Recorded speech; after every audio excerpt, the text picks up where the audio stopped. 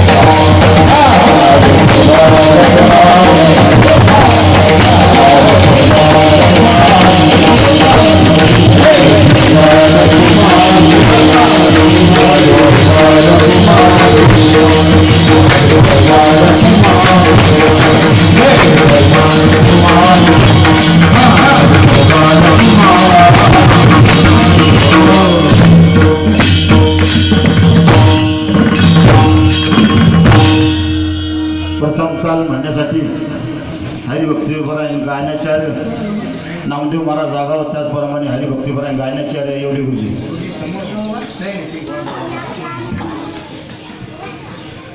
पुणे इथलं म्हणू द्या ना एक जण तो काय म्हणत असतो इथलं द्या ना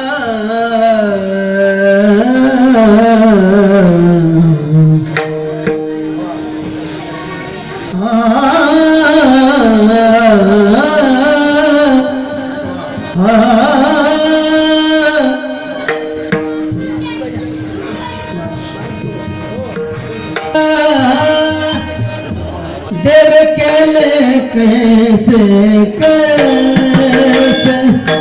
देव केले कैसे कैसे देव केले कैसे कैसे देव केले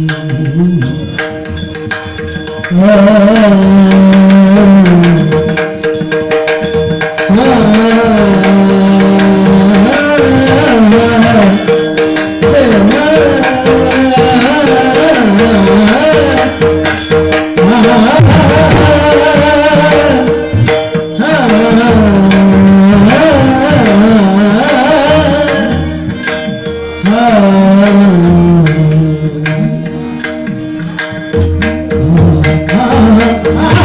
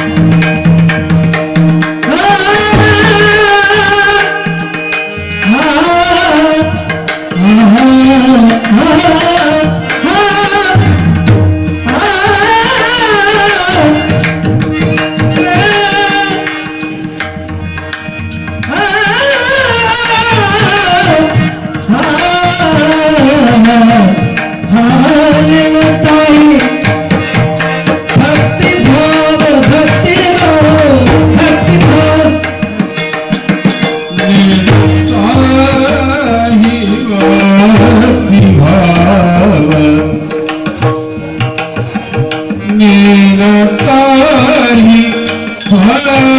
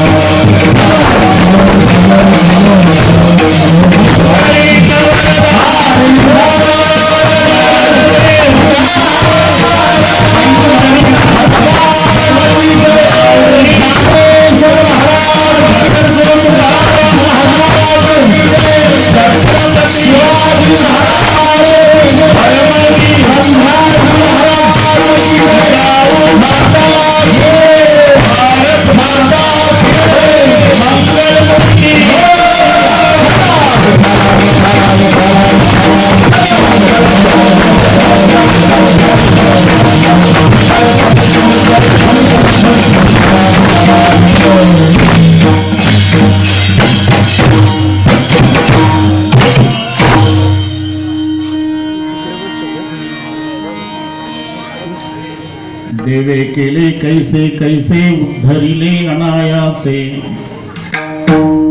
ऐका नवलयाचे ठेवणेने काही भक्तिभाव, कैलासासी नेला भिल्ल पानेळी बैसला, सोडे पिंडिला पाव त्याच्या पूजने धाये देव, पाकाच्या फडत्कारी उद्धरुणी नेली घारी, तुका म्हणे भोळा स्वामी माझा हा कोवळा, ऐका नवलयाची ठेव नेणे काही भक्तिभाव पांडुरंगा करो प्रथम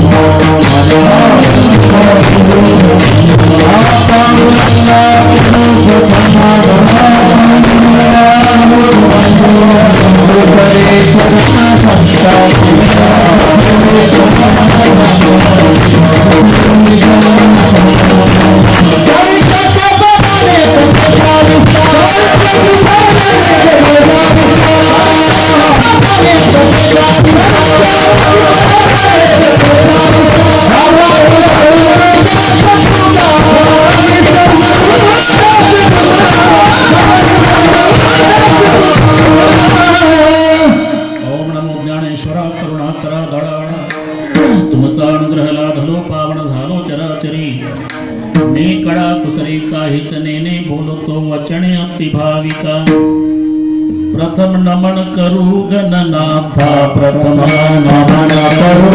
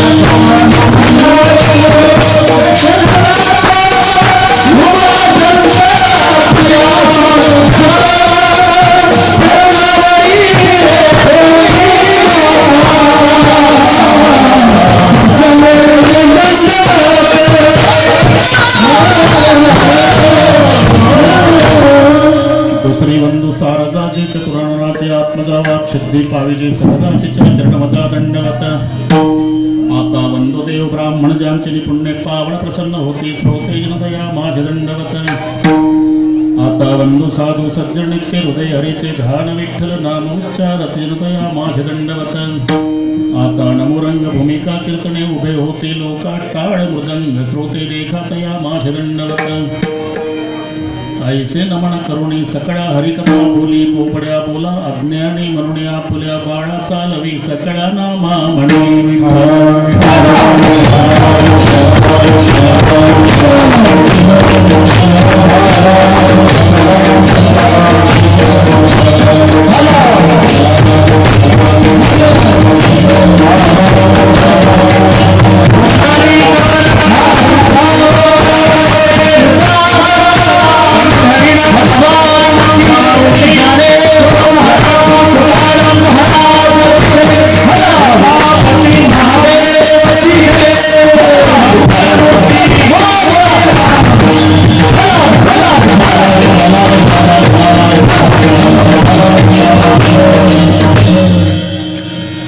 देवे केले कैसे कैसे उद्धरिले अनायासे ऐका नवलयाची ठेव नेणे काही भक्ती भाव प्रस्तुत कीर्तन रूपी सेवेकरता घेतलेला अभंग देहूचे सुप्रसिद्ध साधू जगद्गुरु जगतवंदनीय श्रीमंत श्री तुकोबाराय यांचा बहुतेकांच्या परिचयाचा अभंगावर बोलण्यापूर्वी कशा निमित्ताने हा घडवून आलेला उत्सव याची इथे जमलेल्या सर्वांना कल्पना आहे. 4-5 दिवसापासून सर्व ग्रामस्थ मंडळी मान आणि भजनी मंडळ यांच्या वतीनं मंदिराचा जीर्णोद्धार, कलशारोहण आणि मूर्तीची प्राणप्रतिष्ठा या संबंधाने घडवून आलेला हा सोहळा आणि यामध्ये सर्व ग्रामस्थ मंडळी आणि भजनी मंडळीच्या वतीनं इथले काही संयोजक माझ्याकडे येऊन मला दिलेलं निमंत्रण, मुळशी तालुका वारकरी संप्रदाय अध्यक्ष कोळेकर आबा, विशाल पारखी, पुन्हा रामचंद्रजी काटे तिकडून लावला वशिला, तिकडून चरोलीहून गणेश महाराज तापकीर, पुन्हा अधूनमधून आबांनी सारखं स्मरण करून दिलं आणि म्हणून तुम्हा सर्व मायबाप श्रोत्यांच्या दर्शनाचा पुन्हा लाभ झाला. या संबंधाने उपस्थित आम्ही ज्यांना अंतकरणापासून माझे ज्येष्ठ बंधू समजतो ते दाताराप्पा, तुम्हालाही नमस्कार. तुमची सर्व विद्यार्थी मंडळी त्यांना नमस्कार. पाचाणेकर तुम्हालाही नमस्कार. इकडचे सर्व टाळकरी महाराज, गायनाचार्य महाराज, इकडची टाळकरी गायनाचार्य विनेकरी, बसलेल्यातले सर्व महाराज. येताना 2-3 ठिकाणी जावं लागलं. तुमचे रामभाऊ जांभूळकर, पुन्हा शंकरराव जांभूळकर महाराज, ते भरणे साहेब, तरी 7ला 1 मिनिट कमी असताना ठिकाण गाठलं. नाही तर रात्री मनमाडला होतो मी, पण ती सवय झाली जन्मभर वेळेची, वेळ सांभाळण्याची. आबांना तेच सांगितलं, मी आलो तेव्हा 7 वाजतील, कधी येता हे मला विचारायचं नाही, बिघडलेल्या घड्याळी दुरुस्त करणे, म्हणजे संपल तेव्हा न पुढचा हिशोब कळला तुम्हाला. आपा कोरोना काळातून आपण वापस आलो. आम्ही फक्त भाऊला कळवलं, तो हॉस्पिटलला होतो, पण आलो वापस. आमचे परमस्नेही इंगळे बाबा गेले. ही फार मोठी परमार्थिक क्षेत्रातली हानी कधी न भरून निघणारी आहे. तेव्हा काही स्वार्थ नाही. 1.5-2 वर्ष झाले एकमेकाच्या भेटी होत नव्हत्या. आज या निमित्ताने सर्वांच्या भेटी आणि दर्शन झालं. हा आनंद टाटा बिर्लाला नाही. लक्षात, माझी या जातीचे मज भेटो कोणी विठ्ठल.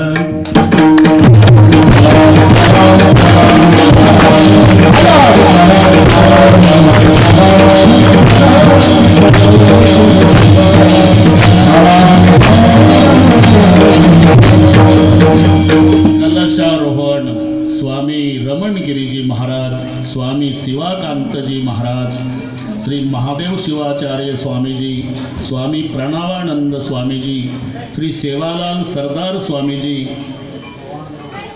चित्त स्वरूप जनय प्रसन्न गुरुजी, 1008 शंकर महाराज, साध्वी वैष्णवी देवी, सोनाली ताई, आमचे बंधू आसाराम महाराज बडे, या सगळ्या मान्यवरांची इथे निमंत्रणानुसार उपस्थिती लागलेली आहे.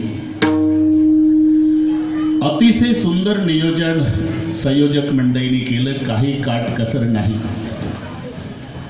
श्रीमंत बापानं आपल्या एकुलत्या एक लाडक्या लेकीचं लग्न ऐश्वर्यात करावं, तसा हा कलशारोहणाचा सोहळा ऐश्वर्यात झाला. याचं कारण काय? याचं कारण मोरया भगवंतासाठी, भगवान शंकरासाठी अख्खं मानगाव एका मायेची लेकरं होऊन एकत्रित आलं, हे त्याचं उत्तर आहे. विठ्ठल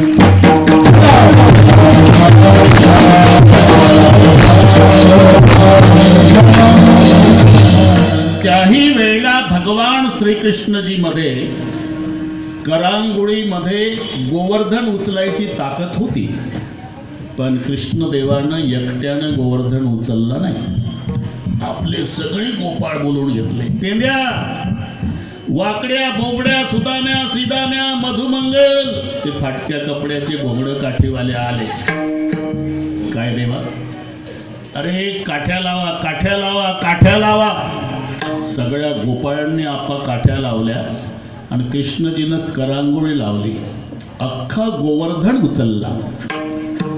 तसं इथे माणगावात सर्वात मोठी वर्गणी ज्यानं दिली असेल त्याला श्रीकृष्ण समजा. बरं का बरणे साहेब, तुमचे वापस होतील. भगवान शंकर 1000 पटीनं वापस करतो. तुमच्याही पेक्षा कोणी अजून देणारे ते सगळे श्रीकृष्ण. पण या गावचा परिस्थिती बिकट असलेला, 2 शेळ्या चारणारा, फाटकी बंडी, गुडघ्याच्या वर धोत्र, मडकटलं पागोट, जर्मनच्या ताटात उभ्यानं शेळीपाकी भाकरी खाणारा गरीब असेल आणि त्याने आपल्या कमाईतून आबा तुमच्याकडे 101 आणून दिला असेल, त्याला या गावचा गोपाळ समजा.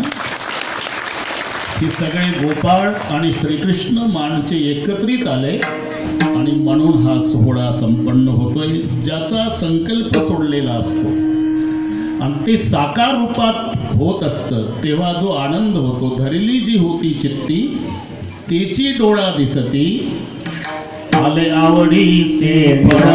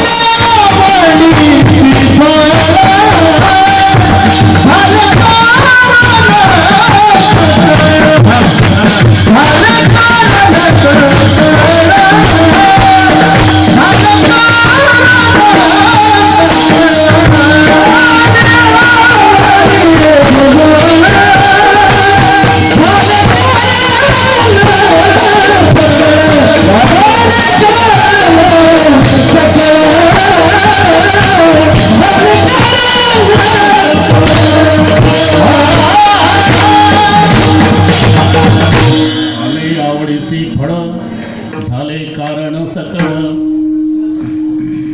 प्रपंचाचं किती करा आपा, पूर्णविराम नाही.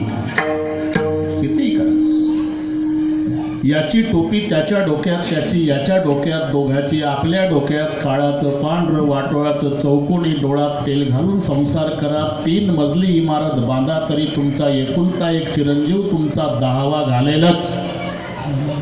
याची शाश्वती नाही.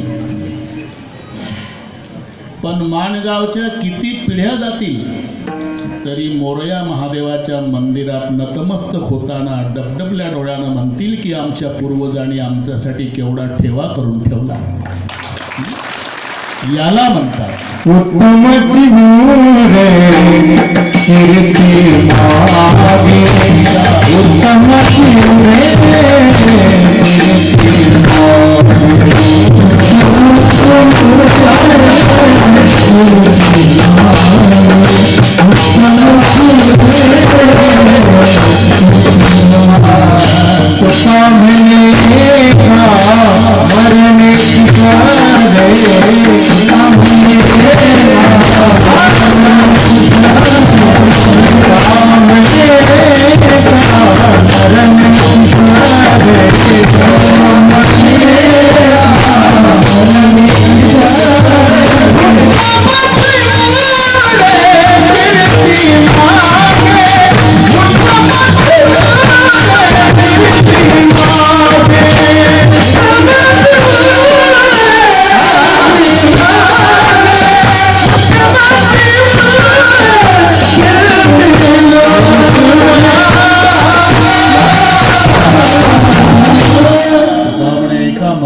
सरे उत्तमचे उरे कीर्ती मागे.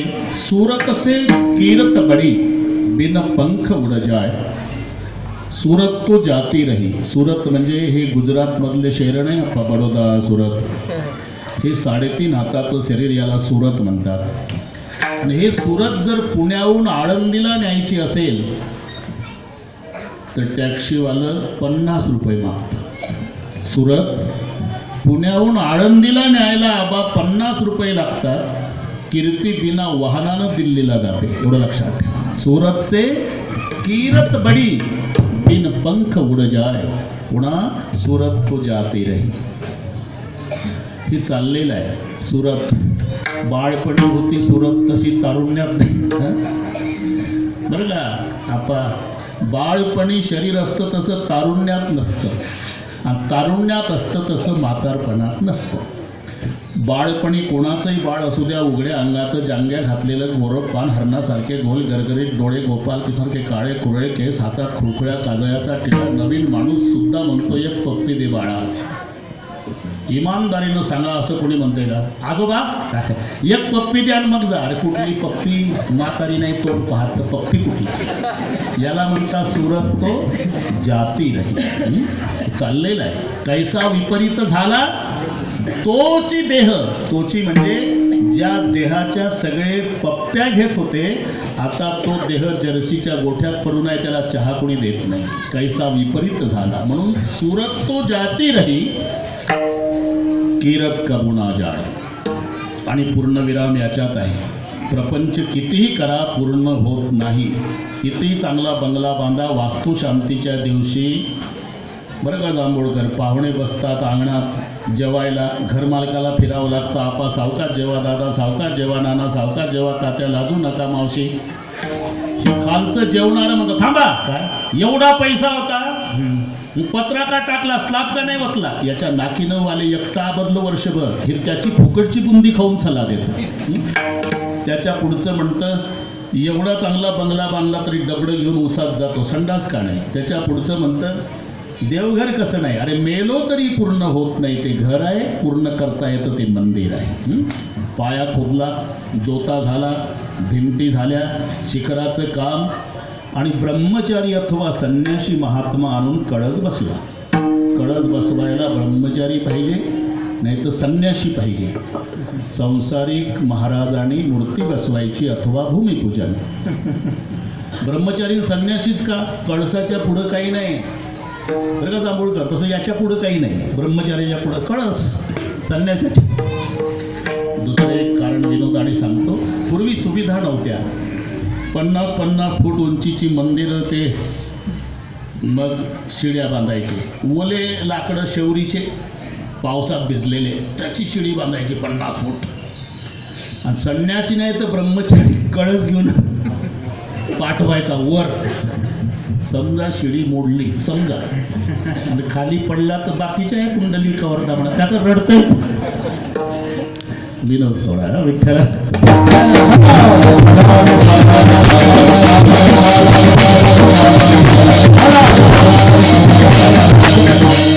तेव्हा त्या निमित्ताने हा कार्यक्रम आहे. कसर काही ठेवली नाही. 1000 वर्ष आता या मंदिराला धोका नाही. काळा पाषाणात पांडवकालीन जसं होतं तिथं येतानाही सुंदर मंदिर रस्त्याच्या काठाला, काही भागवा भागवी नाही.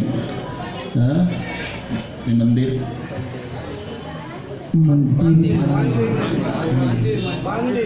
मानदेवी कुळदैवताचं, तिथेही काही कसर ठेवली नाही. त्याही मंदिरात गेलं आणि याही मंदिरात गेलं, पाय टाकताना वाटतं आपण श्रीकृष्णाच्या द्वारकेत आलो. आणि म्हणून तुम्ही काही कसर ठेवली नाही बरं का बरणे, तर तोही तुमच्यासाठी काही काटकसर करणार नाही, एवढं लक्षात घ्या. तुका म्हणे सत्य कर्मा व्हावे साहे, घातली या भय नरका जाणे. हे साकार स्वरूप झालेलं त्याचा हा आनंद आहे. 4-5 दिवसाचा हा सोहळा आहे. पुढचे सर्व जन्म संपवण्यासाठी मानव जन्म आहे.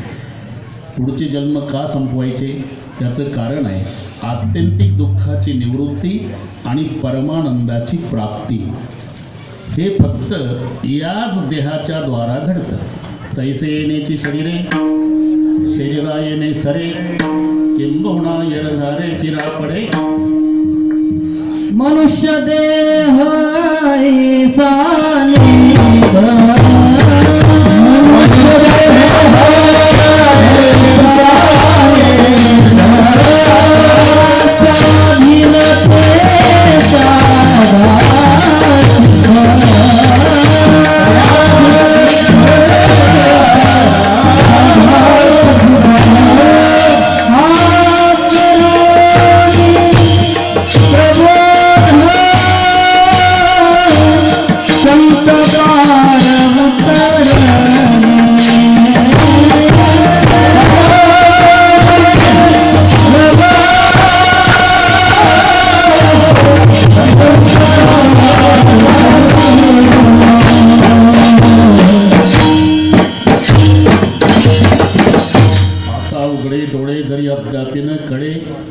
मातीची या डोळे खोळे दगड आला पोटासी मनुष्य देह ऐसा निध साधलते साधा सिद्ध करुणी प्रबोध संत पार उतरले. याच देही घडे देवाचे भजन. पुढचे सर्व जन्म संपवण्याची क्षमता या देहामध्ये आहे.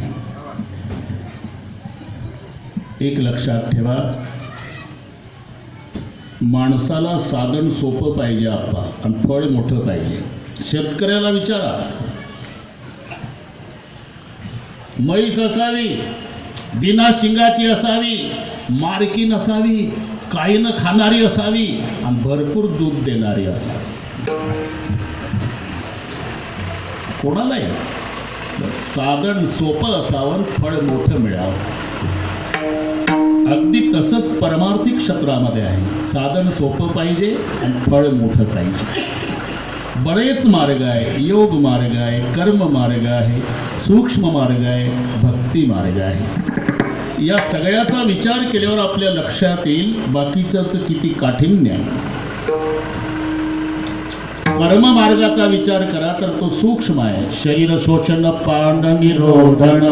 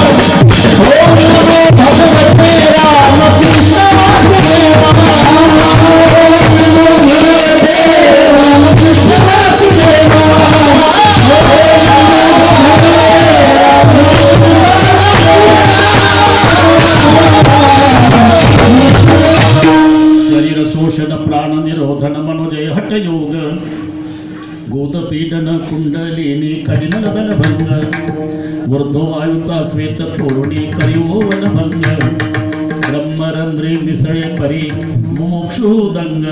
म्हणजे कर्म मार्ग हा सूक्ष्म आहे, योग मार्ग हा दुस्तर आहे, कर्म मार्ग सूक्ष्म आहे. प्रचंड दुधाचे भांडे माझी एक थेंब कांजे पडे तेथे दूध ना दही जोडे खरी कवडे दुधाचे, हा कर्म मार्ग. आता प्रमाण झाला हा योग मार्ग. ज्ञान मार्ग त्याच्यापेक्षा कठीण आहे. ज्याने या जन्मी किंवा पूर्वजन्मी निष्काम कर्म आणि उपासना याच्याद्वारा मल आणि विक्षेप या दोन दोषाची निवृत्ती केली आणि आवरण दोष निवृत्तीसाठी जो साधन चतुष्टय संपन्न आहे तो ज्ञानाचा अधिकारी आहे. या जन्मी किंवा पूर्वजन्मी दोन दोष मल आणि विक्षेप निष्काम कर्म याच्याद्वारा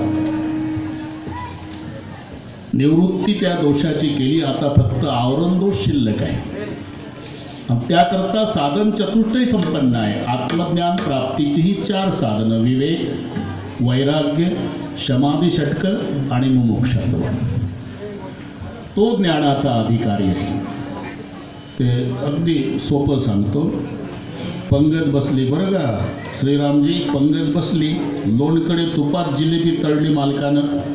बिगर डायबिटीसवाले असल्यामुळे 35 जिलेब्या दाबल्या एकानं. 42 पर्यंत गेलं प्रकार. हौदावर हात धुवायला गेले तर एकाची अंगठी ते तुपानं चिकट, लोणकडे तुपातली जिलेबी चिकट होती, अंगठी पडली. हौदात पाणी 10 फूट. सगळे पानाचे वेडे खात होते आबा लोडाला टेकून आणि हे उतरलं चेहऱ्याचं. शेजारी म्हणले का रे लेका 42 जिलेब्या दाबून खाल्ल्या, दुसरे काहीच खाल्लं नाही, तरी तोंड कसं उतरलं? तो म्हणला 42 खाल्ले भाऊ, पण 42,000ला पडल्या. लेका घरमालकानं बिल घेतलं का? नाही रे, माझी 9 ग्रॅमची अंगठी पडली म्हणला. हौदा काय लबाड बोलतो. पांडुरंगाची शपथ. सगळे गेले. हा पांडुरंगाची शपथ घेऊन सांगतो अंगठी पडली, तरी का दिसत नाही? 3 दोष आहे. 10 फूट पाणी आवरण दोष, पाणी हालतंय विक्षेप दोष, पाणी गढूळ हा मलदोष. विठ्ठल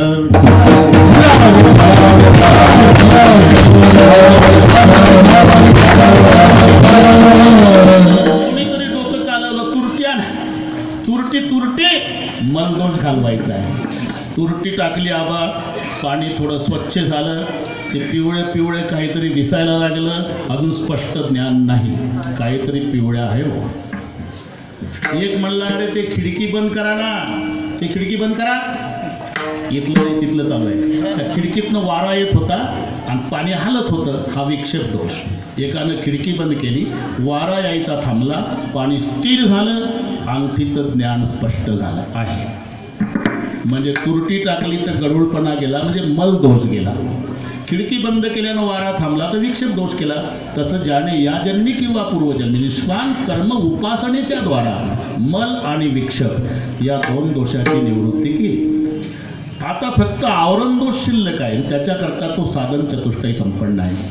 त्याला अंगठी मिळणार, एकानं खालचा कॉक उघडला, 1 तासात अख्खा हौद रिकामा झाला आणि मग अंगठी प्राप्त झाली.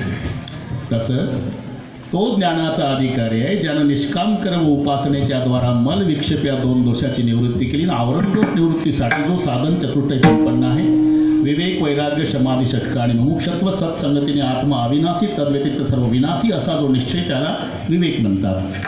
इहलोकापासून ब्रह्मलोकापर्यंत अनुकूल मानलेल्या भोगाविषयीच्या होणाऱ्या त्यागाच्या इच्छेला वैराग्य म्हणतात. शम दम श्रद्धा समाधान तितिक्षा हे समाधी षटक आणि मुमुक्षत्व ही आत्मज्ञान प्राप्तीची 4 साधनं. म्हणजे ही कठीण आहे. परमार्थ करायचा आहे, त्यानं विचार केला, योग मार्ग दुस्तर आहे, कर्म मार्ग सूक्ष्म आहे, ज्ञान मार्ग त्याच्यापेक्षा कठीण आहे, राहता राहिला तो भक्ती मार्ग. भक्ती पंथ बहु सोपा, भक्ती पंथ बहु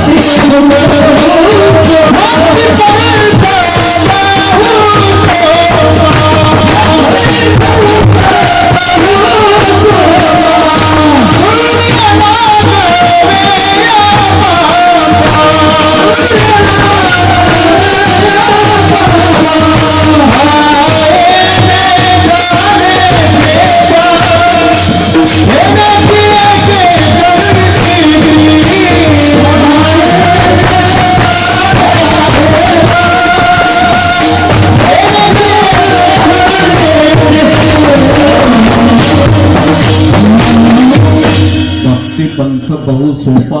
पण त्याला प्रश्न निर्माण झाला आप्पा की भक्ती पंथ सोपा, पण कोण्या देवाची भक्ती करावी? कारण विष्णू, शंकर, गणपती, सूर्य आणि शक्ती ही 5ही दैवत शास्त्र मान्य आहे. याला विचार केला. आता 8 वाजले बरं का आप्पा. उगच वेळ घालवण्यापेक्षा त्या देवाच्या भक्ताशी संपर्क साधावा म्हणून तो पहिला गणपतीच्या भक्ताकडे आला. महाराज, आम्हाला भक्ती करायची आहे, दैवत 5 आहे, तुम्ही गणपतीचे भक्त आहे, तेव्हा नेमकी कोण्या देवाची भक्ती करावी? गणपतीचे भक्त म्हणाले, आमचा गणपती त्या खात्यावर आहे, सुख करता दुःख हरता वार्ता विघ्नाची, पूर्वी प्रेम जपा जयाची, करता आणि दुःख हरता. पुन्हा एक ही आरती सर्वांना पाठ आहे, पण थोडासा घोटाळा होतो अर्थ लावताना. सुख करता म्हणजे सुख प्राप्त करून देणारा, बरोबर आहे. दुःख हरता, दुःखाचं हरण करणारा, हे बरोबर आहे. पण वार्ता विघ्नाची, आता काय डोकं चालवणार, विघ्नाची वार्ता तुमच्या घरी आणून देणारा, कारण का कोणी भक्ती. म्हणून खालचा नुरवी वरच्याला वेल्डिंग करावा लागतो व्याकरण दृष्ट्या, तर अर्थ लागतो. सुख करता, दुःख हरता, वार्ता विघ्नाची नुरवी. तुमच्या विघ्नाची वार्ता अजिबात न उरू देणारा, म्हणून नुरवी जोड जोडायचा. सुख करता, दुःख हरता, वार्ता विघ्नाची नुरवी. आणि मग पूर्वी प्रेम कृपा दयाची, तर जमते की. आता हे आपल्याला आलं लक्षात. मग सुख प्राप्त करून देणं आणि दुःखाचं हरण करणं, हे आमच्या गणपती बापाचं प्रीत आहे. आणि मजला आधी दुःख व्हावे ऐशी कोणी भावे ना जीवे. तो म्हणला पटलंय मला, पण अजून 4 दुकानात जायचं आहे मला, हे पहिलंच झालं. मग तो शक्तीच्या भक्ताकडे गेला. त्यांनी सांगितलं शक्ती आहे, तिच्या आश्रयाशिवाय कोणतंच कार्य झालेलं नाही. आणि भक्ती सोपी आहे. शुक्रवारी आंबट सोडून फुटाणे खाल्ले तरी चालेल. त्याला ते पटलं. तिथून पुढे सूर्याच्या उपासकाकडे. सूर्याचे भक्त म्हणाले, आमचा सूर्य नसता तर तू जगला नसता. सूर्याच्या उष्णतेनं पाण्याची वाफ होते, ती आकाशात जाऊन मेघात रूपांतरित होते. मग मेघातून पाऊस पडतो आणि पाऊस पडल्यावर अन्नाची निर्मिती होते. पर्जन्यात अन्न संभव, आणि त्याच्यावर तू जगतो. तो म्हणलं हे बरोबर आहे, पण आता 2च राहिले दुकानं. म्हणून भगवान विष्णूच्या भक्ताकडे गेला. विष्णूच्या भक्ताने सांगितलं, अरे बाकीचं काय डोक्यात घेऊन बसला, आमचा देव लक्ष्मीचा पती आहे, त्यामुळे आमच्या विष्णूची भक्ती कर. तो म्हणला आता 8 वाजून गेले, 1च तास राहिला, एकच राहिला देव, तिथे जातो. मग महादेवाच्या भक्ताकडे आला. महादेवाच्या भक्ताने विचारलं कुठून आला. म्हणजे हे वैष्णवाकडून आलो. काय म्हणले ते, आमचा देव श्रेष्ठ आहे आणि आमच्या देवाची भक्ती करा. अरे काय देव श्रेष्ठ आहे लेका, तो देव श्रीमंत आहे, पण भक्ताची काय अवस्था आहे. आम्ही सदैव सोडके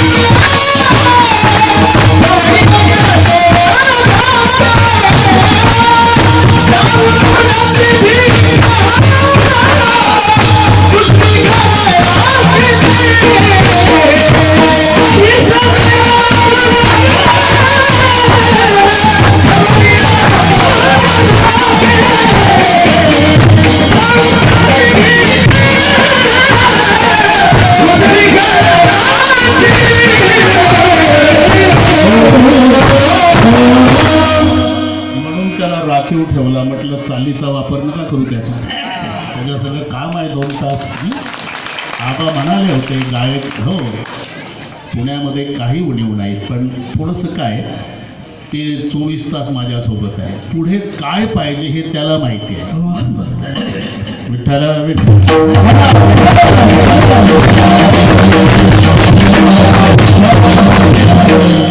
आम्ही सदैव सुडके जवळ येता चोर धाके जाऊ पुढते भिके कुत्री घर राखीती आणि त्यांचा देव लक्ष्मीपती आहे पण भक्त सदैव सुडके जवळ येता चोर धाके तुमचा आमचा देव महादेव बडा देव सब देवन का बाबा वैशिष्ट्य काय वैशिष्ट्य आमचा देव गरीब आहे पण भक्ताला श्रीमंत करतो आपण लक्षात घ्या भगवान शंकर वैभवशाली देव आहे पण त्या वैभवाचा उपभोग करीत नाही मग राहतो कुठे स्मशानात महादेवाचं वास्तविक कुठं आहे तुम्ही किती 10 कोटीचं मंदिर बांधा तरी लिंग प्रतिमा स्मशानात उघड्यावर मूर्ती स्मशानासी वस्ती रुद्र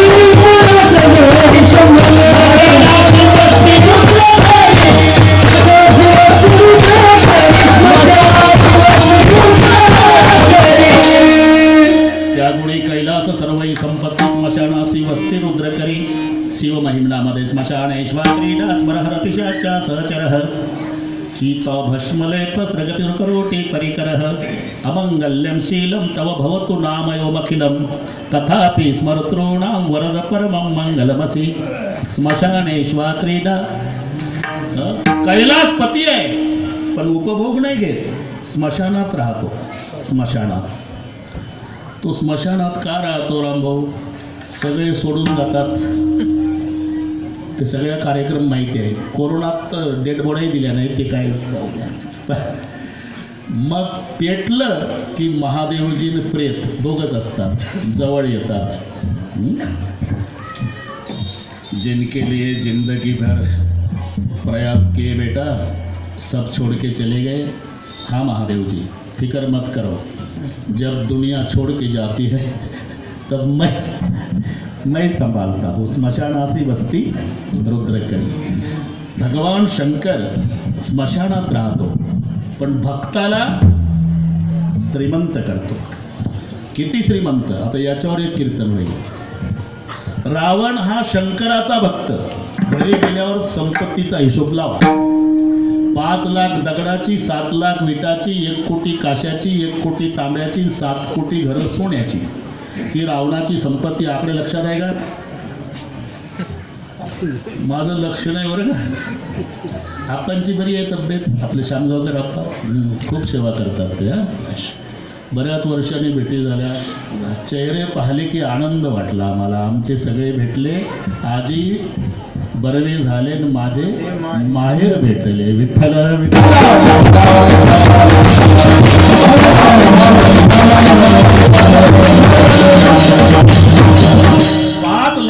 दगडाची आहे 7 लाख घरं विटाची आहे 1 कोटी घरं काश्याची आहे 1 कोटी घरं तांब्याची आहे 7 कोटी घरं सोन्याची आहे 48,000 बरोबर ने 10 ग्रामला भाव 48,000 10 ग्रामला असे घरं 7 कोटी सोन्याचे घरी जाऊन हिशोब करा पुणे शहराचे मेंदू बंद पडेल म्हणजे स्वतः स्मशानात राहतो पण भक्ताला मात्र श्रीमंत करतो बाणासूर शंकराचा भक्त श्रीमंताची यादी पहा स्वतः आणि तुमचा विष्णू स्वतः लक्ष्मीपती आणि हे चालले धोत्राला गाठींना बातू करा आणि ते तिथलं सांगतो बाबा की निंदा नाही का त्या दुकानातला माल खापण्यासाठी ते म्हणतातच आणि पुन्हा काय आमच्या महादेवाचं एक वैशिष्ट्य आहे काय तो आलेल्याचा अजिबात विचार करीत नाही हे त्याचं वैशिष्ट्य आहे ऐका नवलयाची ठेव ऐका नवलयाची ठेव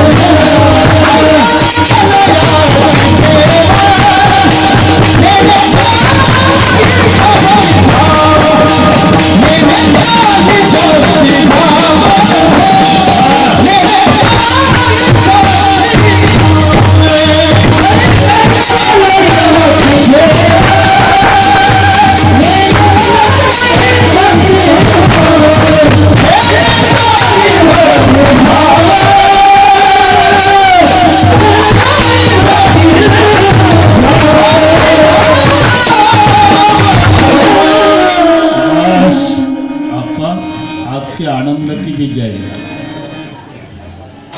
वय वाढलं पण तारुण्य वाजवण्यातलं तसंच आहे. काय कारण? थोर महात्मे सदानंद गुरुजी सारख्यांचा आशीर्वाद आहे. आप्पा शेवटच्या श्वासापर्यंत तशीच सेवा करेल. विठ्ठल 16 आपणचं वय 16 आहे. थोडं लक्ष ठेवा, धोक्याचं आहे. विठ्ठल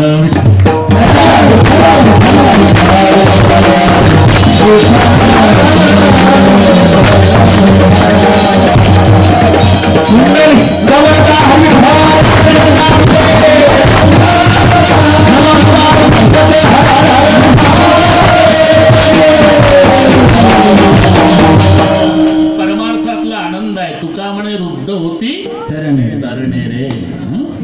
1.5 वर्ष झाले हा आनंद नव्हता. आप्पा वसंडून चालला आनंद. आता वसंडून चालला. नाही या आनंदाशी जोडा. ऐका नवलयाचे ठेव. आमच्या महादेवाचं एक वैशिष्ट्य आहे. त्याचा काय भाव आहे याचा सुद्धा महादेव विचार करीत नाही. नेणे काही भक्तिभाव. फक्त याच्यावर तर बरेच कीर्तन होतील थोडक्यात. आणि नवला नमस्कार, काही काळजी नाही करायची. ते पातेलं वाजायला लागले ना, आमचंही लक्ष तिकडेच आहे. तर जाऊ दे, गंमत चालू आहे आपली. अतिपरिचयाचं बोलणं आहे. विठ्ठल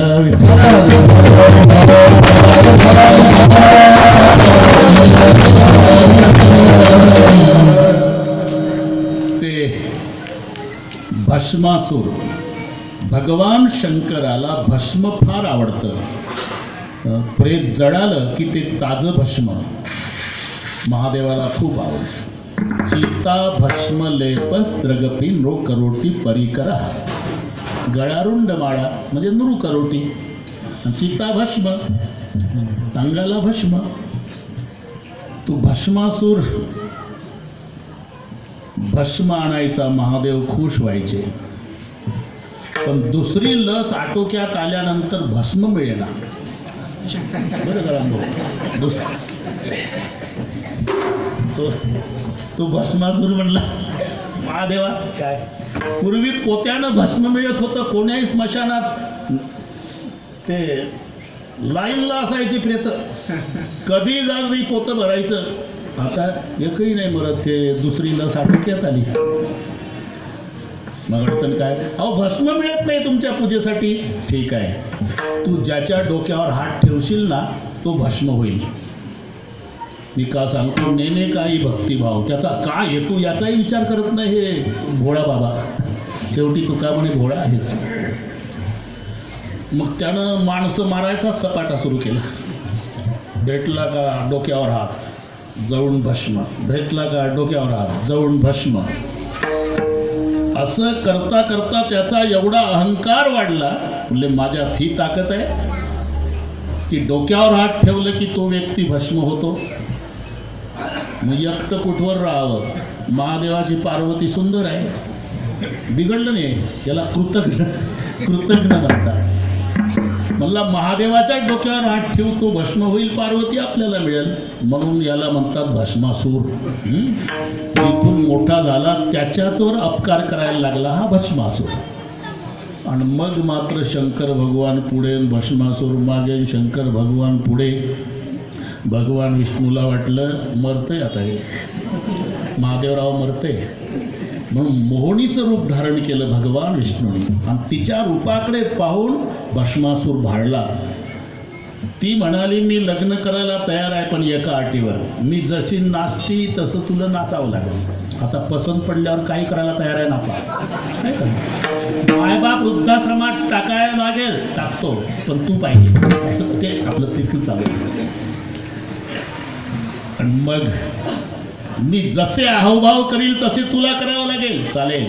मग मोहिनीनं नाचायला सुरुवात केली. असं करता करता करता कमरेवर हात.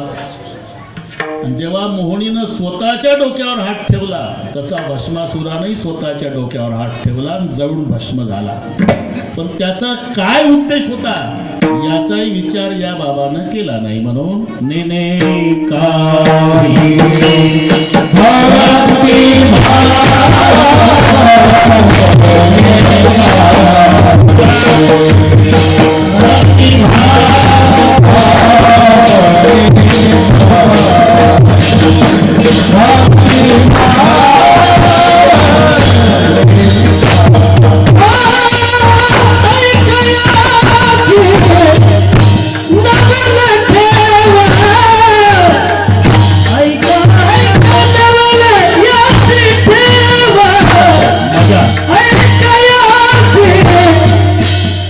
ऐका नवल याची ठेव शब्दातली ताकद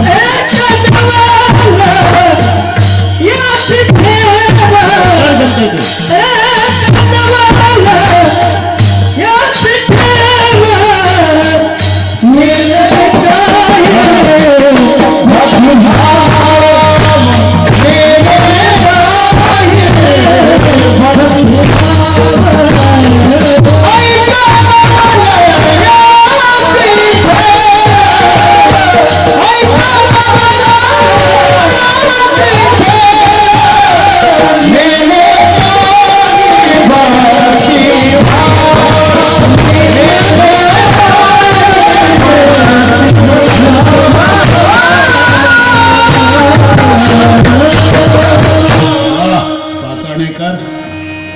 मजा आहे ते इकडच्या भागातला हिराज आहे बाबा काय देणगी असते देणगी तर ते थोडे शब्द मागे पुढे होतात तो त्यांचा दोष नाही